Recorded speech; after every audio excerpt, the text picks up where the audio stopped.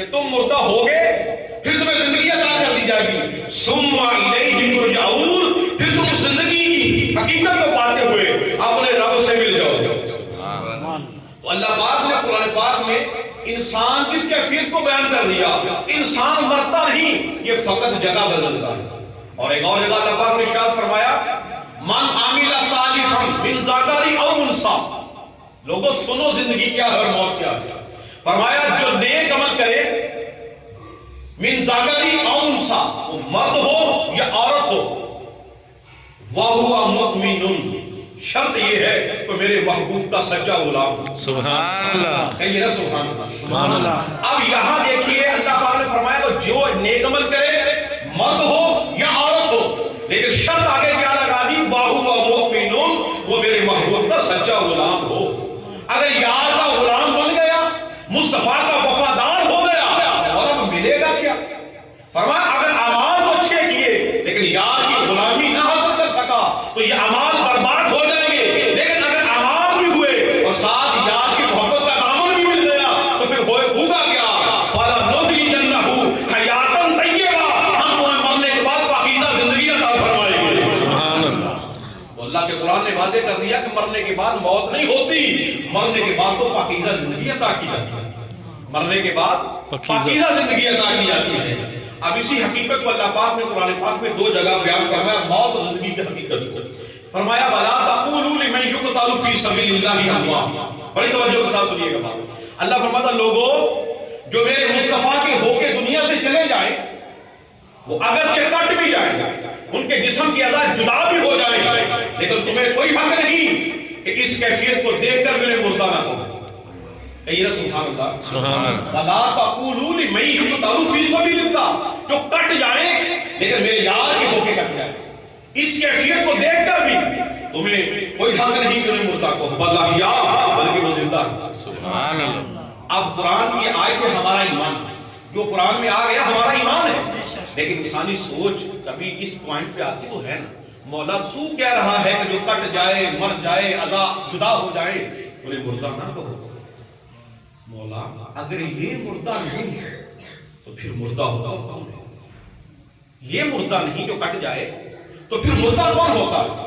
مولا کربلا میں ہم نے دیکھا حسین کا سر تن سے جدا ہو گیا، امیر حمزہ کا احد میں جسم کا قیمہ قیمہ کر دیا گیا، لیکن تیری آیت ہے، تیرا حکم ہے، اس کے باوجود بھی یہ مردہ نہ کہا۔ مولا اگر یہ مردہ نہیں تو پھر بتا مردہ ہوتا کون ہے؟ اب سنو زندگی اور موت کی حقیقت کو اللہ نے واضح کر دیا۔ میرے مصطفیٰ نے ابو جہل کو کہا اسلام لے آؤ، اللہ پاک نے آیت اتاری محبوب انک لا تسمع الموتى، سونیا تو کسے بتا رہا ہے یہ تو مردہ؟ توجہ نہیں آتی۔ ایک طرف میدان جہاد میں کٹ جانے والے کو رب کہتا ہے مردہ نہ کہو، اور دوسری طرف جو بظاہر زندہ ہے، جس کا روح اور جسم بظاہر سلامت ہے، جس کی سانسیں چل رہی ہے، اللہ کہتا ہے محبوب یہ مردہ ہے۔ تو ابو جہل کو مصطفیٰ اللہ نے مردہ کہا، اور حسین کو امیر حمزہ کو میدان جہاد میں کٹ جانے والے کو اللہ نے زندہ کہا۔ مولا ہمیں سمجھ نہیں آئی یہ زندگی اور موت کی کیفیت کو کس طرح بیان کر رہا ہے کہ ایک اعضاء سلامت نہیں، سر تن سے جدا ہو گیا، کہتا ہے مردہ نہ کہو، اور دوسرا روح اور جسم کے ساتھ بظاہر زندگی سے گزار رہا ہے، لیکن تو کہتا ہے یہ مردہ ہے۔ تو خدا نے کہا لوگوں تمہیں زندگی اور موت کے کانسیپٹ کا نہیں پتا، زندگی اور موت کا انحصار اسرائیل کے رونے جانے پر نہیں ہے، میرے مصطفیٰ کی وفا سے ہے۔ جو وفادار ہے مصطفیٰ کا وہ کٹکا بھی زندہ ہے، جو غدار ہے مصطفیٰ کا وہ جی کر بھی مردہ ہے۔ سبحان اللہ، سبحان اللہ، بے شک۔ اصل میں بات یہ ہے کہ زندگی کیا ہے اور موت کیا ہے، حضور کی وفا پہ سب چیزیں۔ جو حضور کا وفادار ہوتا ہے وہ کٹ کر بھی زندہ ہوتا ہے۔ تو حضور کی وفاداری یاد رکھیے، حضور کی وفاداری دنیا سے جانے والوں کو بھی مرنے نہیں دیتی۔ تو جو ہے جی سبحان اللہ۔ گئے دادا علی لاہوری 1000 سال ہو گیا، گیا پاک مدن کا شہنشاہ، گیا بغداد کا شہنشاہ، ہزاروں سال ہو گئے، لیکن آج نام زندہ کیوں ہے؟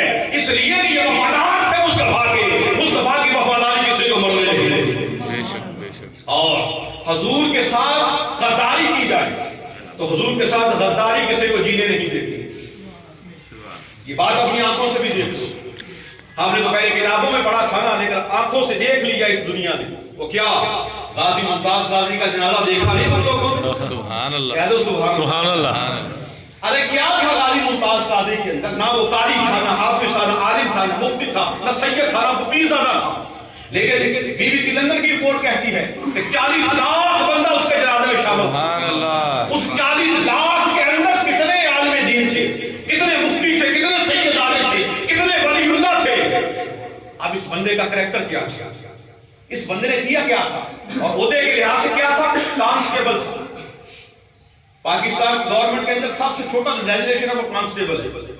ایک کانسٹیبل جو سب سے نچلا ہوتا ہے پاکستان کا، اس عہدے کا اہل ہو. لیکن دنیا نے دیکھا کہ جنازہ 40 لاکھ کا ہو.